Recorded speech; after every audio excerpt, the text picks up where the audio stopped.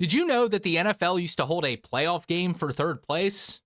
Well, I didn't. And if you're like me and you were born after it was determined that the glove didn't fit, then you might not have either. The Bert Bell Benefit Bowl, also known as the Playoff Bowl, the Runner-Up Bowl, and the Pro Playoff Classic, was a playoff game played to crown third place in the NFL between the 1960 and 1969 seasons. So, first of all, why? Also, what happened to it? And who is Bert Bell? We're gonna find out. Tackle with short arms is a guard.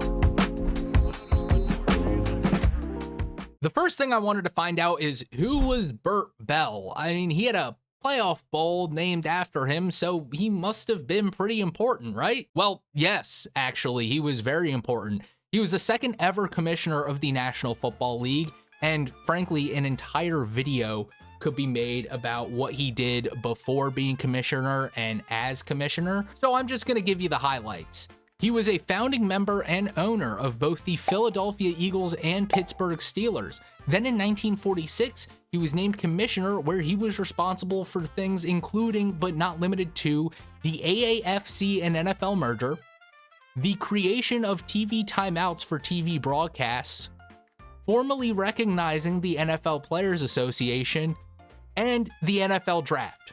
Yes, the whole thing. It was his idea. So if you are a fan of a bad team and the only thing you have to be excited about is who you are going to grab with a very early draft pick this year, thank this guy for it. This dude was pretty important, and following his death in 1959, where he had a heart attack at Franklin Field while watching an Eagles versus Steelers regular season game, I guess it was pretty fitting for the NFL to name something after him. But why did a third place game exist to begin with? Like a lot of things that the NFL does, the answer does boil down to money. Well, in this case, kind of. You see, during that time period, the NFL's big rival was the AFL, and even though the NFL was generally considered the better product, competition was pretty fierce. And to make it even tougher, the AFL had a much more extensive broadcasting deal with their carrier ABC than the NFL did with CBS. In fact, at the time, there was only one playoff game in the NFL that was nationally broadcasted, and that was the championship. So in order to double the amount of playoff games that the NFL was delivering to a national audience, the Playoff Bowl / Bert Bell Benefit Bowl was born. For all 10 years it was played, the game was held at the Orange Bowl in Miami, Florida, and for 9 out of those 10 years, it was played the week after the championship, except for the final year where it was played the day before. And early on, it was received pretty well by fans, with the best attendance coming in 1965 with over 65,000 people. The game actually gets a lot of credit for proving that Miami was a viable city for a professional football team. And in 1966, the Miami Dolphins became an expansion team in the AFL.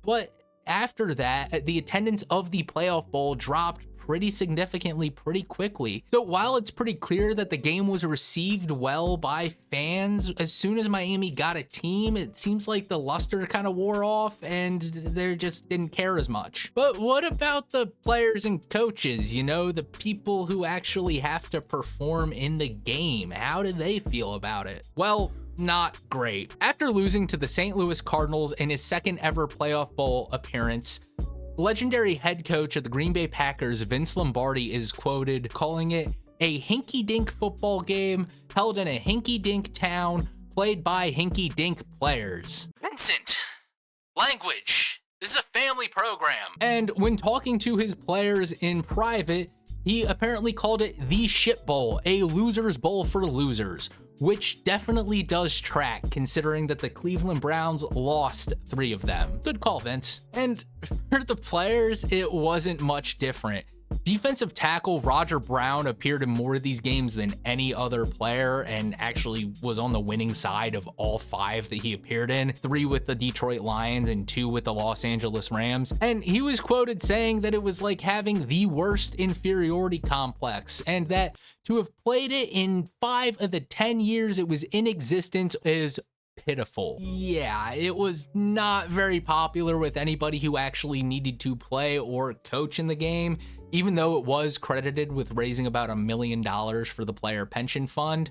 they still didn't like it very much. And to throw a little bit more salt in the wound, there was a period of time after the NFL expanded their playoffs that the losing team of the playoff bowl would have an 0-2 record in the playoffs for that year, which just really has to sting. So at this point, we've established why it started, who it was named after, and the general vibe around it, but where did it go? Well, ultimately, it was killed by the AFL-NFL merger in 1970. You know, with a much larger league, therefore having a lot more playoff games, the NFL finally kind of came to their senses and realized that having a playoff game to determine who is a little bit less of a loser than everybody else is just kind of dumb. And they finally realized that. And for those 10 games that were actually played, the NFL took the cowards route and they only really recognize them as exhibition games now, which is unfortunate. Overall, the legacy of the playoff bowl is very much a mixed bag. It does get credit for things like the existence of the Miami Dolphins,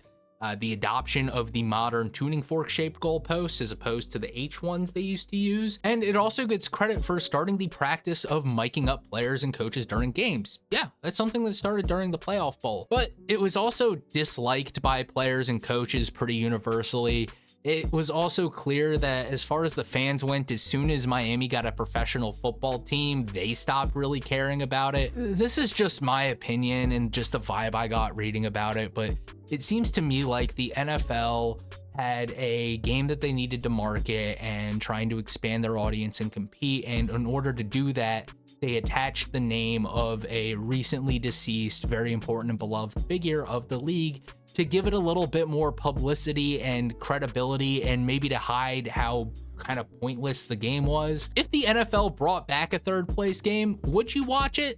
Let me know down in the comments below. If you are a football nerd like myself and you just really like the history of the NFL and you find it as intriguing as I do, feel free to give this video a like and hit that subscribe button. I'm going to be doing these kinds of historical looking back in the NFL videos pretty regularly, at least once a month in addition to my other content. So thanks for taking a trip back in time with me. I am John Morris, and I will catch you later.